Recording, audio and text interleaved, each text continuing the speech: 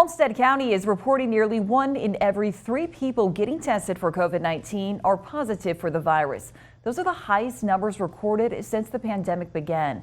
KIMT News 3's Jessica Bringy joining us live from Rochester with why public health says we may be seeing this alarming rise in cases. Jess?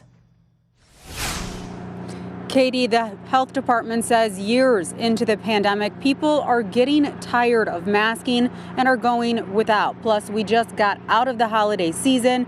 The weather is getting colder and people are staying inside. And the high transmissibility rate of the Omicron variant, it's the perfect super spreader situation.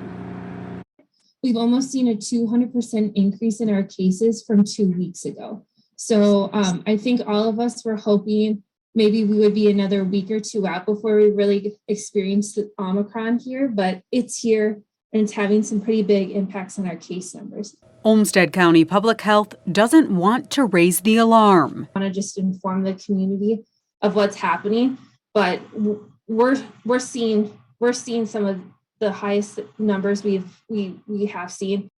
But the rising number of COVID-19 cases speak for themselves. We haven't seen numbers like this before, ever during our pandemic, and we also haven't seen numbers escalate as fast as they have been. Positive case numbers in Olmsted County have reached nearly 30%. Mayo Clinic and Olmsted County combined conducted nearly 7,000 PCR tests just last week. We're just seeing huge numbers of people going and getting tested, having symptoms, and that's starting to be reflective in our numbers. We're all asked to mask up when in public spaces, get your vaccine and booster shots, meet virtually whenever possible, and also get a flu shot to try and prevent this variant from setting us back again.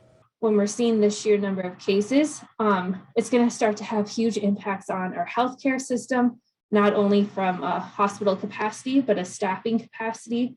But then also you're going to start to hear stories like we heard from RPS with potential transportation issues with bus drivers, with teachers and things. So we're going to start to see impacts of COVID and especially Omicron in our community.